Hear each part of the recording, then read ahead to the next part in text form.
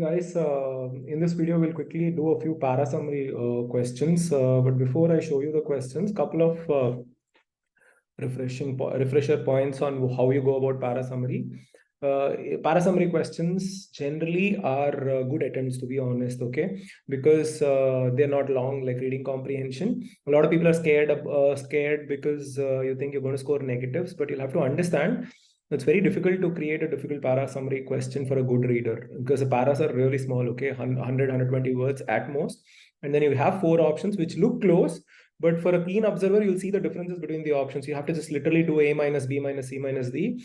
Generally, the 2 close options probably will differ by 1 or 2 words at most. Something is tweaked this way or that way. Okay. Now, what should you remember when you're reading the paragraph before you start solving for the answer, right?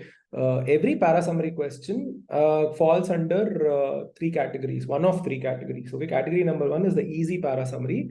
What happens in that is there will be one main idea which comes right at the beginning. And then there is this elaboration of that one, the easiest para-summary, and then generally be 1 out of the 3. You'll have an easy para-summary question like this: main idea, and then elaboration of the main idea. You just have to find the main idea in the option. Okay. The second type of para-summary question is main idea and then sub-ideas. And then the right answer will not only have the main idea, but 1 or 2 of the sub-ideas. Sub-ideas are basically extra points. Okay. Think of it like a flow chart, right? You have one big arrow and then multiple possibilities. The third one is a dangerous para-summary questions, also difficult to answer. It will have a main idea. Second half of the paragraph will have what you call a contra idea or a contrast idea. Generally starts with however, but, yet. Okay. On the other hand, it opposes what is there in the first half. And in the answer, you'll have to pick very carefully because the right answer must give importance to the contra idea. The contra idea is the main idea, is a bigger idea, okay? Because whatever comes after the but or however is always more important than what comes in front of it. It's one of the basic cardinal principles of English. So you have to understand that these are the dangerous ones because I can tweak them around. Okay, the moment you have A but B, you can tweak it around and the options look really tricky. This is a dangerous para-summary question. So always, the moment you see some contra idea, okay, in the form of however but yet, be extra careful, separate out the 2 ideas, understand what the author is trying to say, and then pick the right answer. These are the 3 types of para-summary questions. In the options, what are you going to see? You will see options that miss out on some details compared to right answers which have all the details. That is the easiest form of options in para-summary questions, okay? So if there's a main idea and some sub-ideas, in that model, you'll get these kind of options where one option will have all the ideas, but one option will have some missing parts and okay, that doesn't represent the essence. The other type of option that you notice is the reversal of the idea. Okay, for example, if I say when A happens, B happens, the answer will have the wrong answer, the closest wrong answer will have when B happens, A happens. Okay, something like that. So all the keywords are there, but the idea is reversed. Okay, if I study, I'll do well, changes to if I do well, I'll study. So the meaning is different. This is to catch hold of those people who identify keywords and pick the answers and don't understand the idea, which is why it's very important to actually read the whole sentence.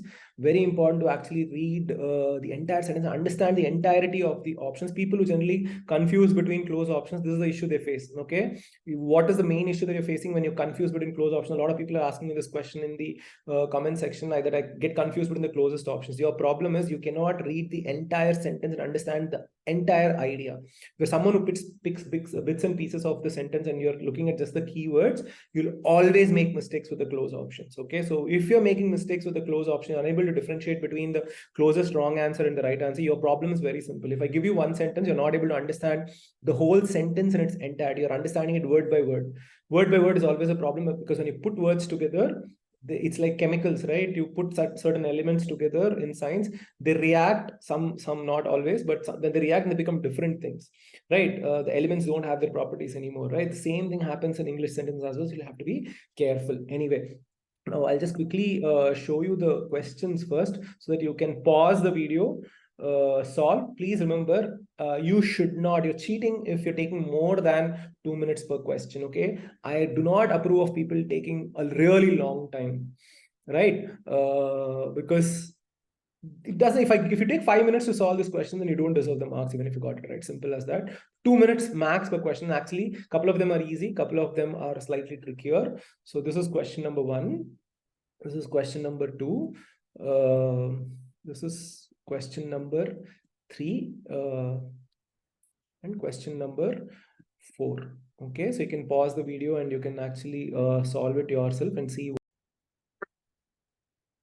In this question, you have a paragraph which is reasonably longer, on the longer side of parasummary questions. Let's quickly look at what it is about.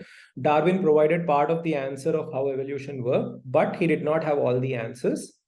Many early critics of Darwin's work focused on certain questions that Darwin could not answer. Okay, so this is your idea number 1. That Darwin, the critics of Darwin focused on questions that Darwin didn't answer. Okay, one important question. So you're actually discussing the questions now. Okay, this is the main idea and the sub idea.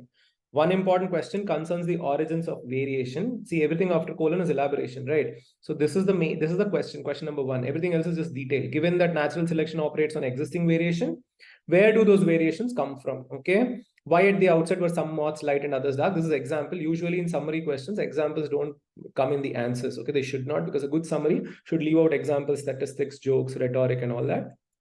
Where do the variations come from? Sub idea number 1. Natural selection can act only on pre-existing variation. It cannot create new variations. Okay, this is sub idea number 1. Where do those variations come from? Because natural selection cannot create new variations. Next, another question is, how are the traits inherited? This is the next question, next sub idea. The theory of natural selection states that certain traits are selected for and passed on to future generations. How are these traits passed on? Darwin knew that traits were inherited, but he did not know the mechanism. So you have a main idea, which is critics of Darwin focused on the questions Darwin could not answer. And what are those 2 questions? How are variations created? And second one, how are these traits passed on? Okay, now look at the options. Darwin, and I hope when you solved it, you know why each of the options that you eliminated, why you thought they were wrong. Okay, it should never be guesswork. It should not be. This is one place where vibe check doesn't work. Okay, option A. This is the problem. That's why it's not the answer. You should know that, so that even if you're wrong, you learn something from it.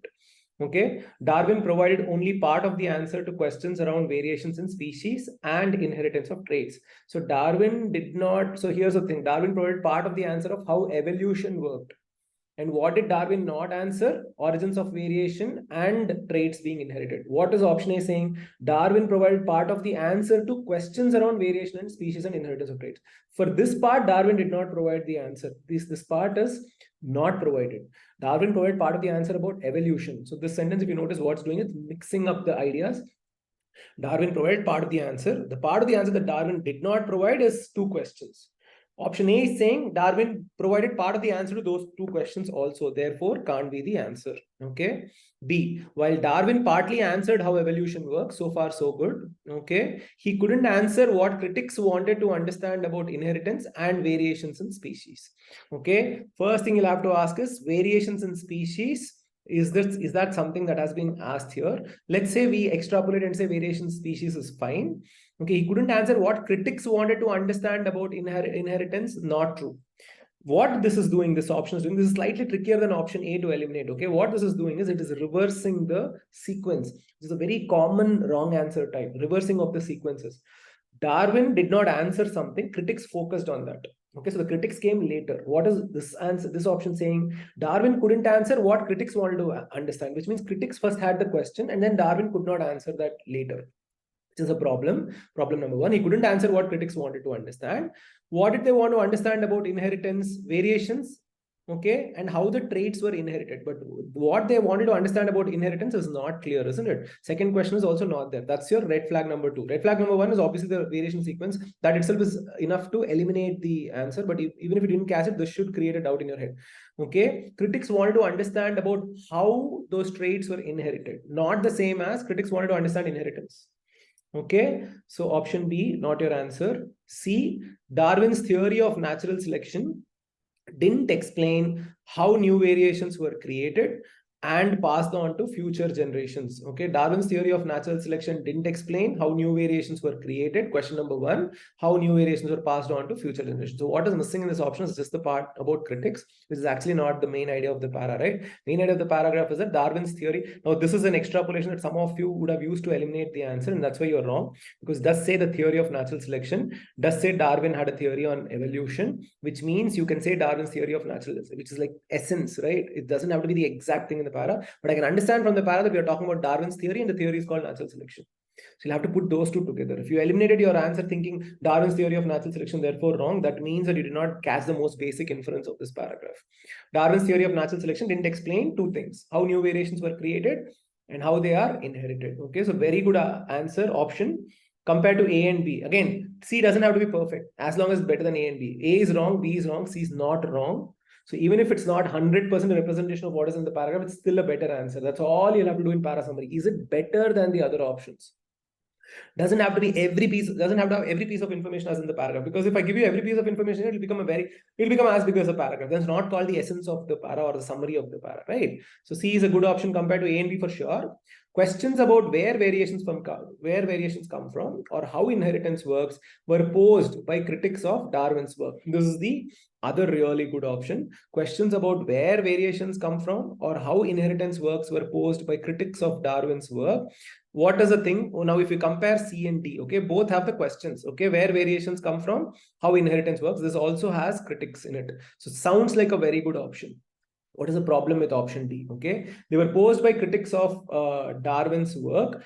Does not tell me this part. Okay, this is the main idea, right? That Darwin had a theory on evolution. Where did these questions even come from? It just says Darwin's work. Okay, that is one part of the problem. So comparison between C and D, this has critics, but this doesn't have Darwin's theory of natural selection or Darwin's theory of evolution or something like that. Just says Darwin's work. What work? Okay, questions about variations come from or where variations come from or how inheritance works were posed by critics. Okay, now posed by critics does not give us this information, didn't explain. Posed by critics, did Darwin answer it? Probably could have answered, may not have answered, we don't know that.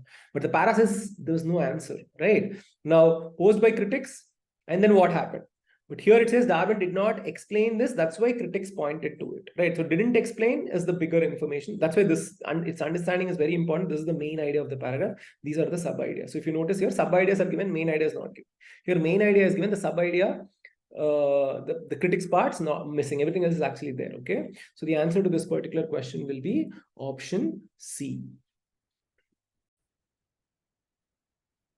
Let's look at the next question. From the beginning, humans have migrated and mixed with one another. The first migration took place out of Africa to the Near East some 100,000 years ago when humans spread across Europe and Asia. Okay, this is sub-idea number one. Okay, first migration took place around this time. The ice ages provided land bridges for travel to parts of Oceania, 60,000. So this is different, 14,000 BC. This is examples and sub-ideas. DNA tests indicate that every human living in the far corners of the world can be traced back to a common ancestor in Africa. Okay, this is nothing new. It's just an elaboration of the earlier part. So we don't need to worry that much about this. This prehistoric wanderlust continued after the beginning of civilization, enriching the civilization's heritage. Continuation of the idea. Archaeological records show that the cradles of civilization, now we have to be careful, okay? Any option that actually has the term cradles of civilization, you can eliminate it straight away. In this case, I didn't really put that, but you'll have to understand that cradles of civilization is what we call drama and rhetoric. Generally, summary does not have it. Cradles of civilization is basically Africa. Okay, so archaeological records show that Africa was not isolated. This is actually the main idea of the paragraph, because this is the repetition of the same thing. Africa, and then archaeological records show that it is not isolated, it is connected, and therefore migrations took place. Okay, now look at the options. Evidence proves that Africa was connected to the rest of the world, allowing the first human migrations 100,000 years ago. So this is the main idea, and it's talking about the first human migrations 100,000 years ago. Okay, good option, keep it aside. Archaeological records prove the migration of our African ancestors across Europe, Asia, and Oceania 100,000 years ago. Don't have to immediately, you can eliminate it, because Asia and Oceania, okay, are different timelines. If you notice, when humans spread across Europe and Asia, 100,000, Oceania 60,000. So this part is straight away wrong, factual problem. So you can straight away eliminate option B. Okay, not the same timeline. Doesn't matter what else is there in the option, because it's factually wrong. Factually wrong, we cannot really, compromise or do anything about it. Evidence suggests Africa was not isolated from the rest of the world because of the ice age bridges that allowed humans to migrate to every corner of the world. So this part is okay. Evidence suggests Africa was not isolated from the rest of the world. Correct. Why was Africa not isolated from the rest of the world? Because of the ice age bridges. Okay, now if you look at this part, the ice ages provided land bridges for travel to parts of Oceania and North America. We don't know whether they used ice age bridges 100,000 years ago. Okay, so it was not isolated. It was not isolated, not necessarily because of ice age bridges only. Ice age bridges were important here, 60,000 BC and 14,000 BC. Were they important 100,000 years ago? Were they there? I do not know. So the moment it says because, okay, this is false causation. Because of the ice age bridges, Africa was not isolated. We can't say that. So again, factually wrong. So you can eliminate this option. D, human civilization was birthed in Africa and spread to other corners of the world 100,000 years ago, aided by the land bridges present during the ice age. Okay, same thing as this. They spread 100,000 years ago, aided by the land bridges. Means all the spread happened because of land bridges, and the land bridges were there 100,000 years ago, which is actually not true because ice age bridges was mentioned here, and this is mentioned above that. Okay, sequencing is wrong. So this option can also be eliminated. Therefore, you pick A as the answer. Now, for the Kenai, A is also not 100% correct. Mind you, I gave you these options to help you understand that parasummary is always about comparison of options, never about picking the 100% correct answer. And verbal doesn't work like quant. So now, to the keen eye, you should spot one or two problems even in this option, okay? Evidence proves that Africa was connected to the rest of the world, allowing the first human migrations 100,000 years ago. Evidence proves that Africa was connected to the rest of the world, allowing the first human migration. Doesn't that tell you Africa is where first humans were birthed? Okay, cradles of civilization is not mentioned. It's an inference based on the fact that first human migrations can only happen if they were birthed in Africa. That's what this option means. So that stretch, it's not factually incorrect. It's not actually 100% a reflection of this. But we forgive it because it's better than this, because not making any mistakes, factual mistakes. Second thing is we've completely ignored ice age bridges and enriching of civilization in this option. Because all of these are factually incorrect, you should be able to pick options like these. Okay, the others are wrong. Okay. Next question. Anthropologists look at patterns of human variation and evolution in order to understand the nature of cultural and biological adaptations. Okay, they look at patterns of human variation and evolution in order to understand what. So they look at this. Okay, they look at patterns of human variation and evolution. If you remember the sentence structure videos that I've made, you should be able to identify this is a phrase, noun phrase. They look at X. Okay, patterns of human variation and evolution in order to understand. Okay, what to understand, again, one more noun phrase, the nature of cultural and biological adaptation. They look at A to understand B. And when you read stuff like this, be careful, because one of the wrong options will be they look at B in order to understand A. All the keywords will be there as it is. The sequence will be mismatched. So be careful, okay, when you read stuff, which is why grammar is very important, especially in long sentences.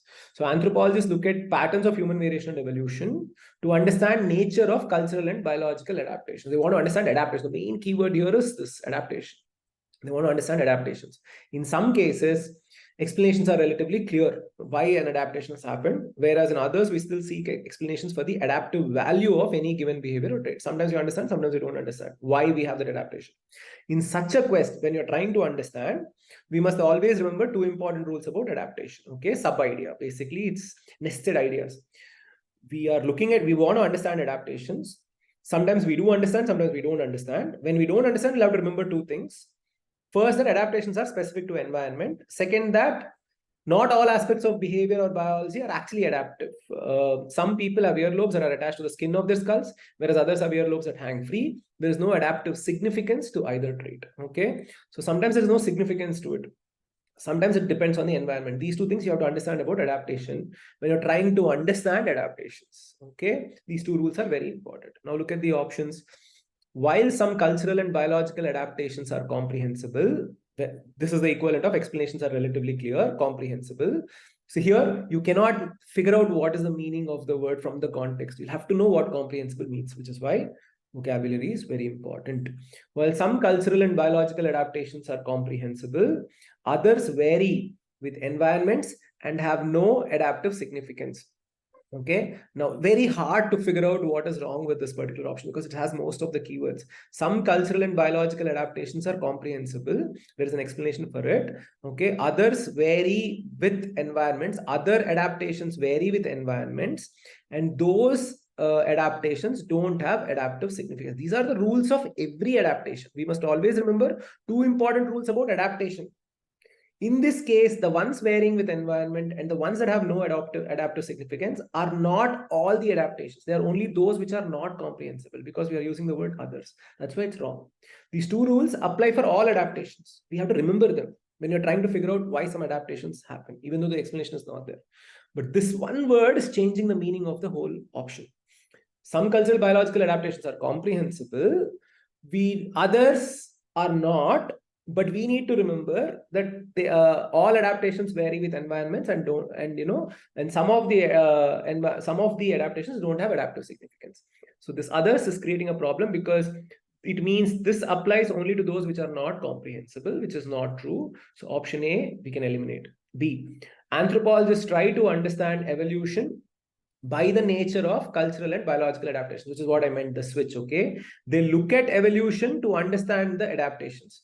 They don't try to understand evolution by the nature of adaptation. So option B, you should be able to eliminate by the time you read it here. And this is how the really good readers attempt more, because they save time. The really good readers, we just stop here and eliminate. We don't read this extra part and then read it 2 times to find what is the problem, okay? The moment I read this, I'm like, okay, something's off here, and I quickly check and I know it's wrong. End of the story. Okay, one of the easier options to eliminate if you're a good reader. You can tell from this, okay, if you did that yourself, means you're reading well. See, adaptations vary based on environment and may not have adaptive significance as this part, okay, these two. But what about this part? It's not there. Nothing is there. The fact that some have explanations and some don't have explanations. So not a very good summary. Factually not incorrect, but not a very good essence, because it's eating up the main idea, right? Not all cultural and biological adaptations have an explanation, and some don't have any adaptive significance either, okay? So this part does not, so if you notice, not all of them have explanation and some don't have any adaptive significance. Some of these people, so not all cultural and biological adaptations have an explanation, number one. And some cultural and biological adaptations don't have any adaptive significance either, okay? There could be an overlap, basically. Not all of them have an explanation, and some of them don't even have a significance, even though they might be an explanation, might not be an explanation. What is missing here is this varying with environment part. But because it's factually correct and it's giving you the big ideas, that some of them don't have the adaptive significance, and not all of them have an explanation, which means some of them have an explanation. Option D is the best of the 4 options, therefore your answer. Okay. Final question. Great powers behave offensively towards each other because that is the best way for them to guarantee their security in an anarchic world. Anarchy being the root word, anarchy without any rule, which means everybody's, no one's following the law, basically, there's no rule. Monarchy, for example, or hierarchy, for example, oligarchy, all of these have the same root word, archy, which is rule. Great powers behave offensively towards each other because that's the best way for them to guarantee their security. Okay. The assumption here, however, okay, this is your contra idea. The assumption is, however, that there are many reasons besides security for why a state might behave aggressively towards another state. This could be a very good CR question also. What is the assumption that we are talking about here? Why does the author say that the assumption here is that there are many reasons besides security? Because here it's saying great powers behave offensively because that is the best way for them to guarantee their security. The assumption is many reasons besides security for why a state might behave aggressively towards another state, because it's the best way, he's saying, isn't it? So there could be plenty of reasons aggressively towards one another. In fact, it is uncertainty about whether these non-security causes of war are at play or might come into play that pushes great powers to worry about their survival and thus act offensively. This is actually the big idea, the killer idea, okay? So why are the great powers behaving offensively? Not for security reasons, but because of the uncertainty as to whether there are other reasons outside security which are at play. That is what you'll have to understand. So great powers are becoming offensive not because they're worried about their security.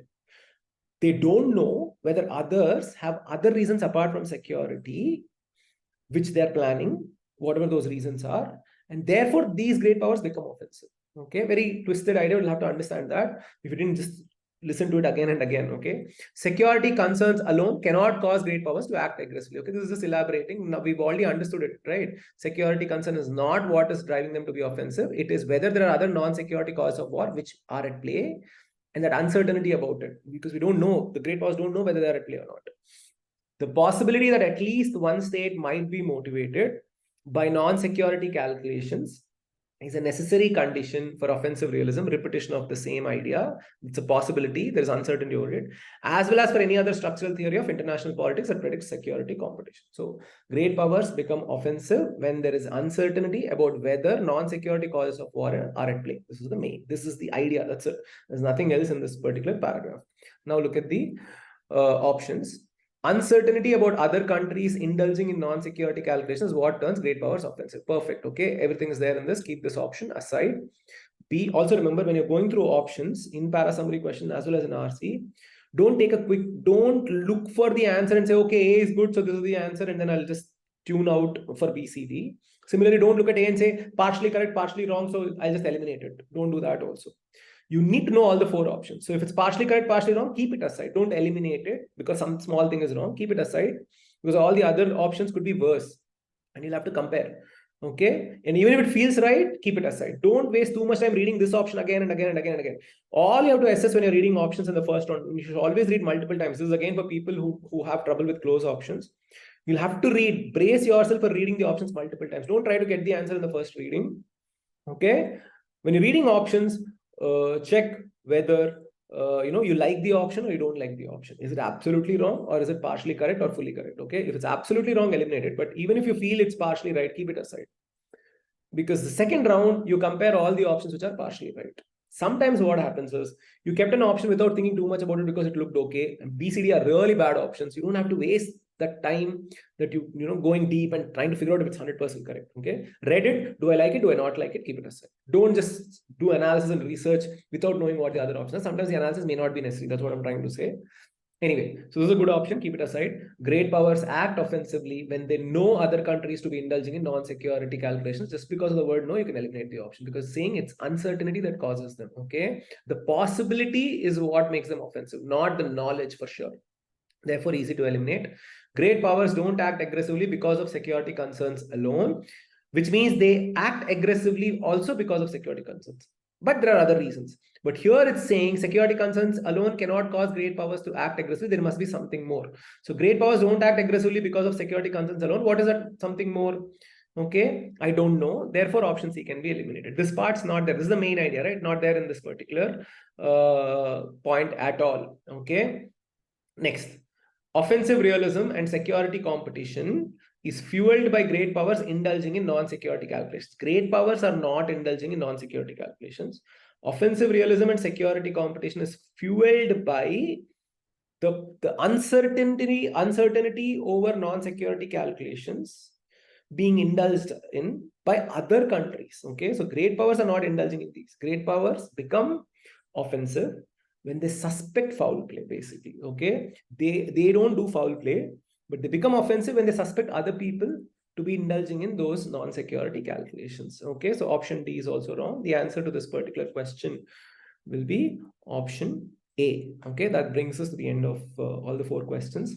Request from my side to you guys. Okay, I do not have the patience or the time or the energy to come back and answer individual questions about why not A, why not B. That's why I try my best to explain in the video why is each option wrong. I do it in every video that I make, including the old RC passages. And I notice a lot of comments where people are like, but A, this is happening, B, that is happening, D, that is happening. Go watch the video again. I would have explained why a particular option is wrong. Okay. So again, coming back and saying, why is that option not right? Doesn't make sense to me, at least. If you have that doubt, watch the video again. And if the video doesn't make sense, it's absolutely fine. You can ignore the video, right? Because you're also learning how to read. Sometimes you may not agree with the questions. No, just like you don't agree with some of the questions we set in the mock papers or whatever. And some of the questions you won't agree even in CAT, okay? So please don't get into the whole, why not this, why not that? Watch the video. See if it makes sense. It should make sense if you're paying attention because I'm explaining to you why each option is wrong and what is the logical reason for the one right answer. Discuss with your friends probably, and some of them may understand or may explain each other. And if you don't like it at the end of the day, don't like the questions, okay, just ignore it. No, it's not the end of the world. If you don't agree with me, you can all happily agree to disagree and move on. Okay, as long as you're learning how to read. Okay, I hope all of this makes sense to you and this video has helped you to some extent at least. Until next time, peace out.